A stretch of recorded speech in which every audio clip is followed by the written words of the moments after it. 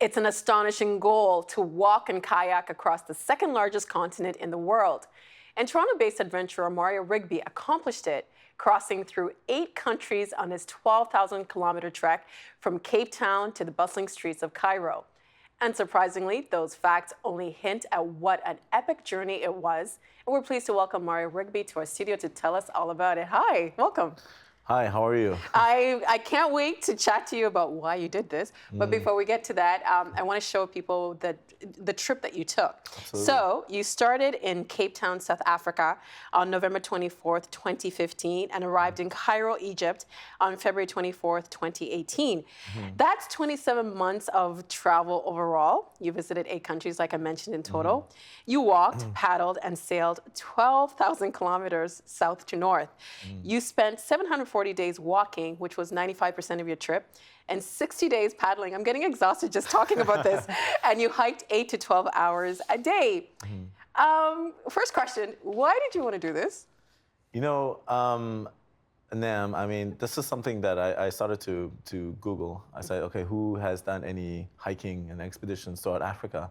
And as I Googled, you know, everything was in Europe or North America, and I thought to myself, well, why isn't there anything in Africa? Africa can't be that bad, you know? So I wanted to investigate myself. So I started to do the research, and I looked into it and thought, this is actually one of the most fascinating continents on the planet. It offers everything: jungles, savannas, deserts, everything, even coastlines. Even when it comes to people and culture, you know, there's what we think anywhere between 2,500 to 4,000 different tribes. Why wouldn't you want to experience that? So to me, the answer simply would be, why not? Why not? Okay. And it is a continent of 54 countries, right? Not just, because a lot of people think that Africa is a country, but it's a continent. So why this specific route? I took this route originally because Google Maps told me to go that way. No. There was actually there is if you actually Google Cape Town to Cairo on Google, it apparently it changes every year. The route changes every year, and that's because of the countries changing laws and roads being added and being taken away. Like and maybe like even political situations. Political situations as well. So I took this route because I wanted to hug the coastline, and 2, I wanted to experience a part of Africa, particularly East Africa, where we've known humanity to have started basically adventuring and walking outside of Africa throughout Eurasia, which made up the rest of the human population. And you've said that you want to change the image we have of explorers. What did you mean by that? So I wanted to change the what people see as an explorer. I don't want people to think that an explorer is someone that goes to a place and just exploits them for whatever selfish reasons. But I think now to be an explorer, because I think we've covered a lot of land, a lot of places in the world. I think there's a lot of places that have been touched by explorers and adventurers. But what I do now is, how do I get to those places but show it in a different light? Show it as realistically as I possibly can. So I think my job is to basically present the realities of these places, the everyday lives. And I think that's one thing that I think people haven't really done to a full extent for Africa. And I just kind of wanted to do that. Well, we're going to talk more about what you saw and some of the things that you experienced on this trip. But let's get to the logistics again. You traveled with, we're going to show a picture right now. You traveled with one backpack. One backpack. And what was in the bag that you took for a 2-year trek across the second largest continent? It changes from time to time. So if I'm on Lake Malawi, you probably find a lot of bananas in my bag. But at the beginning, you know, I'm kind of a beginner when it comes to backpacking. I had no prior experience. So what I had with me was kind of, it's pretty funny because I had a machete with me. A machete is a long knife? Like a really long knife that you use for bushwhacking. And I had, what else did I have that was really unnecessary? Oh, well, shoes are necessary. Well, shoes were necessary. But I just had a lot of things that weren't really necessary. like too many clothes. So my backpack weighed too much. And and then eventually I just brought it down to the essentials, which is food, water, a few shirts, a couple of pants, and some survival stuff like rope, duct tape, and And a way to communicate with everybody else, right? and You had a yeah, phone? well, using my cellular phone, and and I really have to. Which was solar powered, right? Which was solar powered, so I had a solar panel with me, which is foldable. You can fold it out, put it on my backpack while I'm walking. It would charge my phone or charge my charger, my power bank while I'm going along my walk. And as you can probably tell, it's pretty hot all the time. There's sunshine. Yeah. So I never had a problem with charging my devices. You're a personal trainer and a former track star, but this trip was physically grueling even for you. How challenging was it?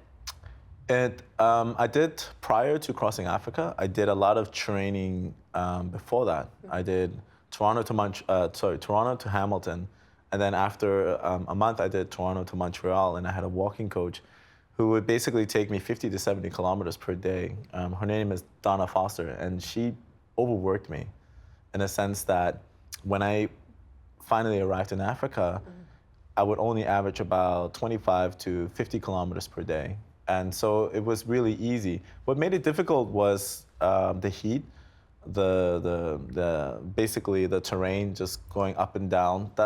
Those are the challenges that I really had. Well, I was going to say that because places in Africa are very different from Ontario, right? Yeah, there are some places that are very different, but then there are also a lot of places that are very similar. Like, for instance, farmland.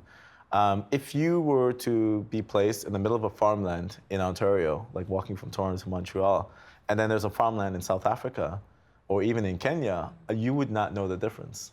I guess in the parts where there's like animals and stuff. But anyway, I'm getting ahead of myself.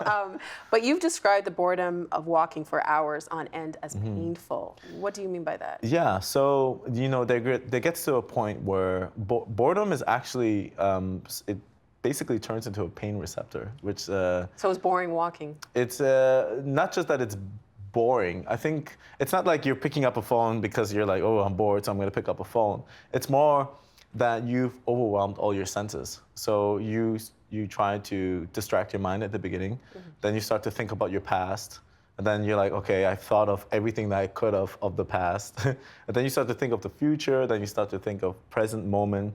So you're in this kind of like meditative state.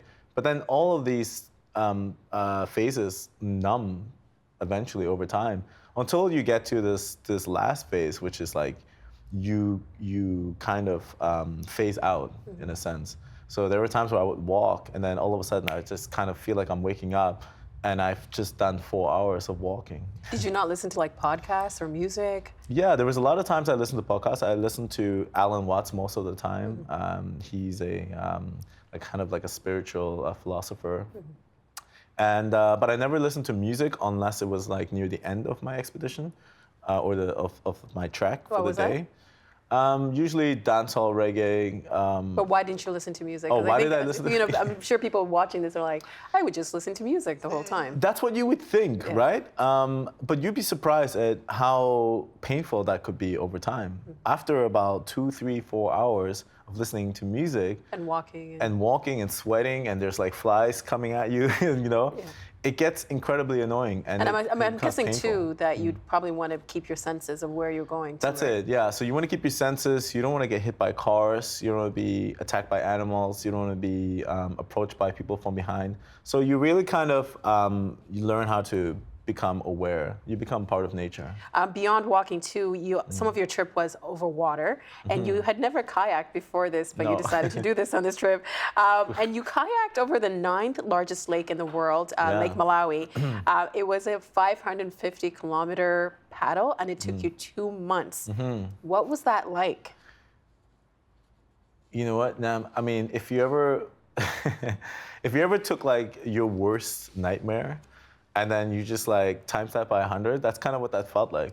I've never kayaked before. I was always afraid of going into deep water. Actually, deep water was one of my biggest fears. But I felt like I've been used to overcoming a lot of fears. Like prior to Malawi, I got into a lot of trouble. So I've learned how to like overcome a lot of fear. And to me, to kayak the lake was just to give a break for my legs, in a sense. But the feeling was really, I would say, ultimate freedom. If you can just take a kayak and just go out in the middle of the lake, one of the largest lakes in the world, which seems like an ocean, and you're just kind of lost in this like abyss of mist and water, where you can't tell the difference between where the air and the water meets. That is just probably one of the most amazing feelings. I mean, it sounds beautiful, but it also sounds terrifying because you were shipwrecked at one point. Yeah. Right? How did that happen? So I was shipwrecked because there was apparently a micro tear where I was seated, and I didn't see it until too late, because every time you paddle, my body would press into the seat and it opened up the micro tear. It was like sucking the water in. Exactly. Yeah. And I would never figure out what happened. It took me a while. And then eventually I figured it out. But my kayak would sink in the middle, like we're talking 2 kilometers out into the water. And you're kind of panicking because you're thinking this could be your last stroke. And you know that you have to carry the kayak now because you can't kayak on it. So you have to jump out, swim, use one hand to paddle, and then use the other hand to hold on to the kayak. But also Malawi is a lake that has a lot of other large carnivorous, like they're carnivores, like in the water. Wasn't that terrifying? Not really in the water. More like on the sides, right? On the shore. Like, so we have crocodiles and hippos. And hippos are, they're cute little creatures that that don't eat people, but they will definitely attack you. And they have like one of the largest teeth that can definitely pierce through your body with ease. And there was a time where I actually ended up camping next to a family of hippos. There was 3 of them. And I was far away enough to not bother them, but also, I think they were used to having humans around because this is where a lot of farmers would go to. So that's why I chose that section. Another terrifying part of your trip happened when you were passing through Mozambique and you were shot at by AK-47s. And you actually got this on camera, and we want to show the audience what it was. Sheldon, can you please roll?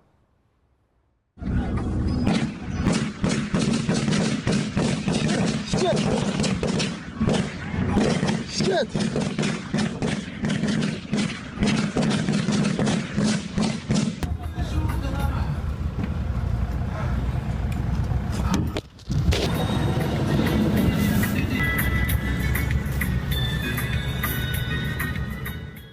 I mean, that is terrifying. It was really terrifying. Yeah. What was going on there? So basically, I was picked up by the military, by the government of Mozambique. You're not allowed to walk through this particular zone, which is the conflict zone. This is across the Save River.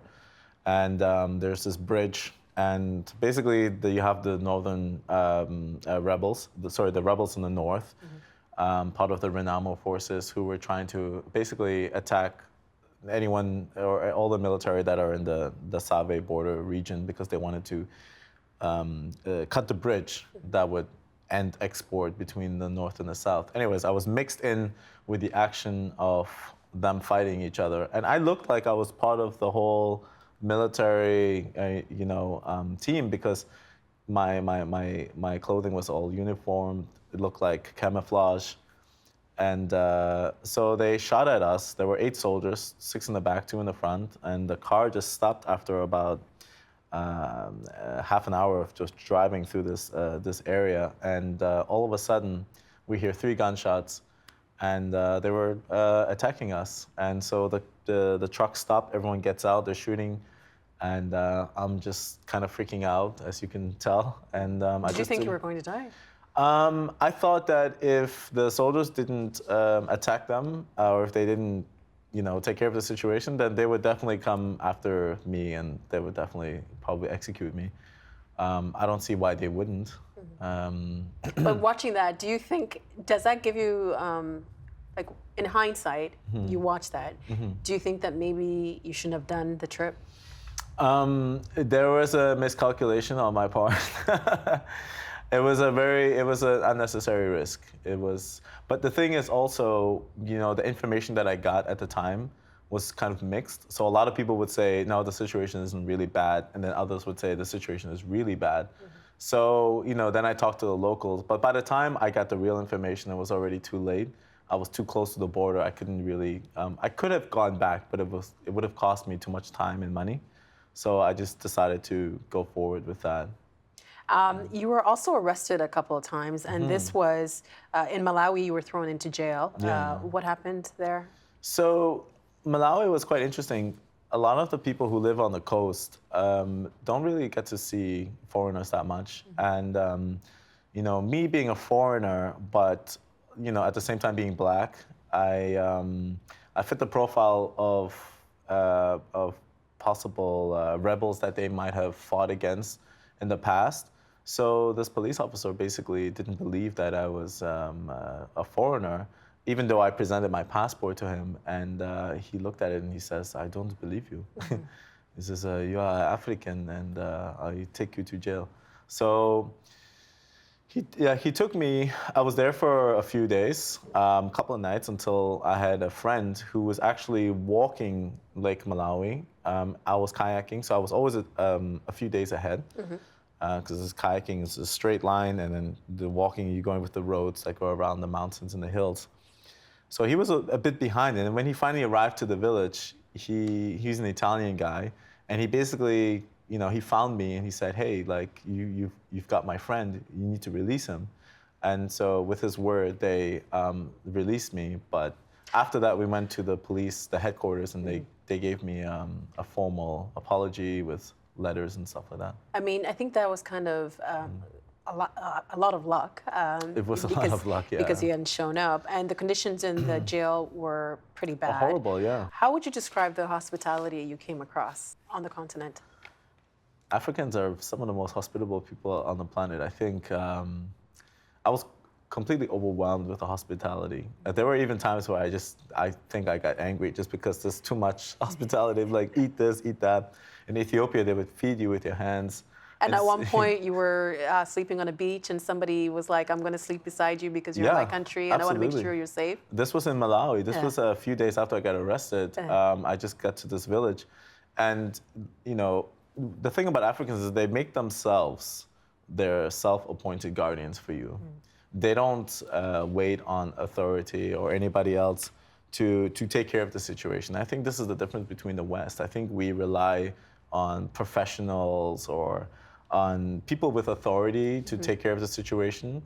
And but in Africa, it's quite different. They feel like, you know what, you're here with me, and I'm going to help you. You're in my home. The hospitality of Absolutely, the continent. yes. So a lot of people welcomed you into their homes, but you had an interesting moment in South Africa on the Western Cape. Tell us about the white South African who let you stay with him.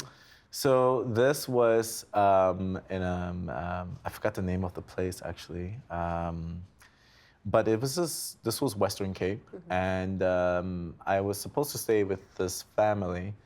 I had called them ahead of time, and I said, "Hey, I'm gonna sleep over." They didn't know I was black at the time. My name is Mario Rigby, so they probably thought, maybe an Italian guy or a British fella. Plus with my accent. So, when they saw me, they were quite surprised, and they made an effort to try to accommodate me. But it was more than an effort, because this gentleman said that during apartheid, he was part of a group of people who would actually shoot what he calls the blacks. Yeah, absolutely. So this guy, he was part of the apartheid, the military that was against the freedom for black people. And he spoke about it freely, and he said, "Hey, listen, like, I used to shoot the blacks that wanted to become free. And I feel really guilty now, but it's such an amazing thing that, now I can sit together with another black man and talk about this openly." How did you feel about that? I felt a sense of course, there's going to be a little bit of anger and, resentment and all these feelings, but I try to overlook those feelings, and I try to focus a lot on what's happening now. And this man is trying to do right.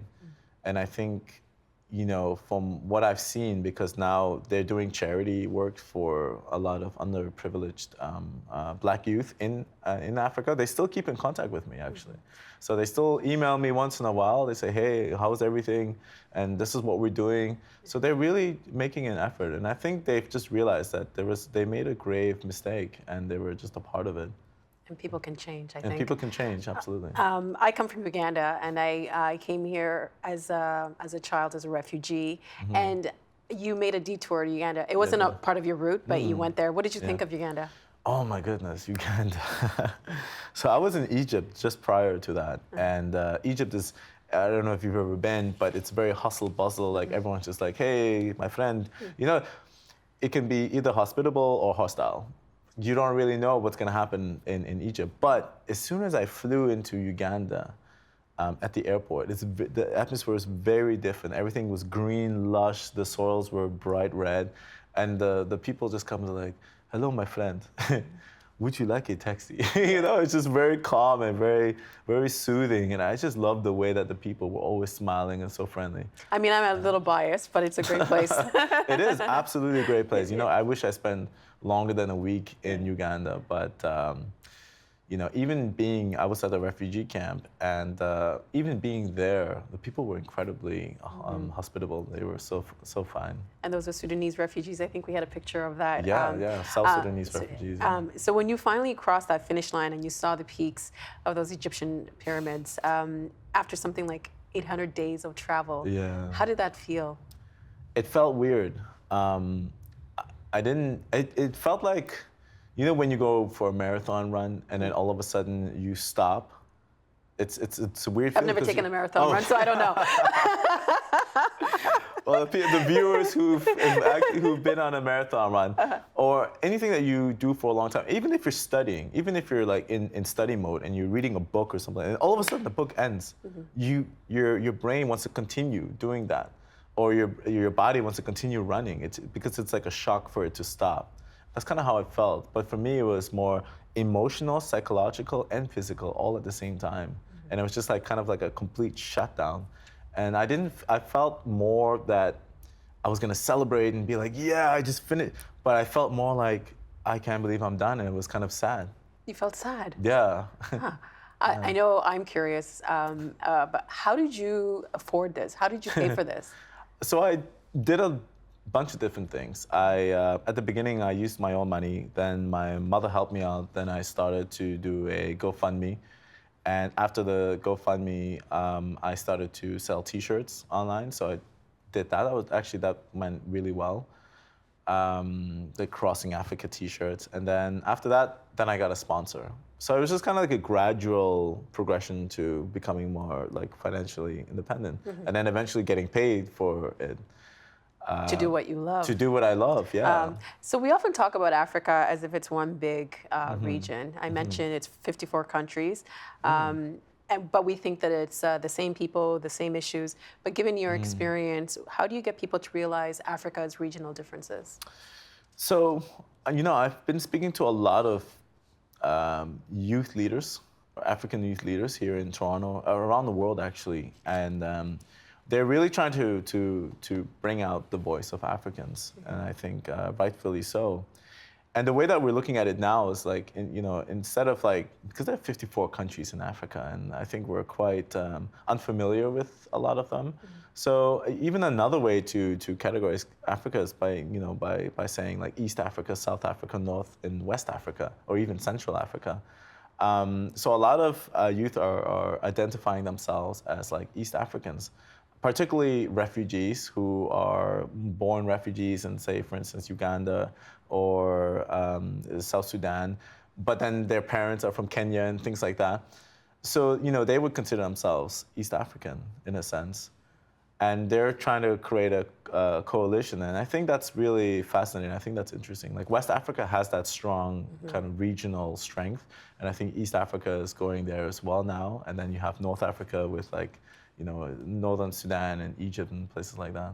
And that to go back to a couple questions ago when I asked you how you felt when you ended and you felt this sadness. So I'm guessing you're probably going to go somewhere else?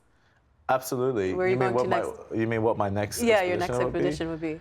Yeah, so there's a few things lined up. I think I'm basically lined up until the year 2022. So where are you and going? What continent? so the big expedition that I'm going to do, the next one, is the end of the year, and that's called Project EVA, which is an electric vehicle across Africa. It's more like around Africa. So I'll be starting in Northern Europe, in Norway, and just kind of make my way down the continent, and then cross over to Morocco. And then we use that electric vehicle to circumnavigate Africa all the way around. So this is going to be a really long expedition. We're talking over 30,000 kilometers. And with what is the pure goal for electric. that? Like, why do that? The goal for this is to promote renewable, sustainable energy in Africa, particularly because Africa has always been a power of energy, whether it's through oil, gas, or even human slavery that happened not too long ago, even currently. And we want to transition this kind of energy into renewable energy, which is, I think, a safer and long-term, cheaper, viable solution to Africa's power problem. The population of Africa is growing exponentially. They predicted that by the year 2100, it'll be about 4 billion people. So how are these extra 4 billion people going to get energy? Even though now most Africans in rural areas can't get access to this. So, there's going to be a big problem if you don't find solutions for this. So basically what we're going to do is show a concept idea of presenting kind of like a motivational push for renewable energy in villages, and also to government and to politicians. Mario, thank you for changing our perspective of the continent, and travel well. Thank you so much. Thanks for being here. Appreciate it. The Agenda with Steve Bacon is brought to you by the Chartered Professional Accountants of Ontario, helping businesses stay on the right side of change with strategic thinking, insightful decisions, and business leadership. Are you on the right side of change? Ask an Ontario CPA.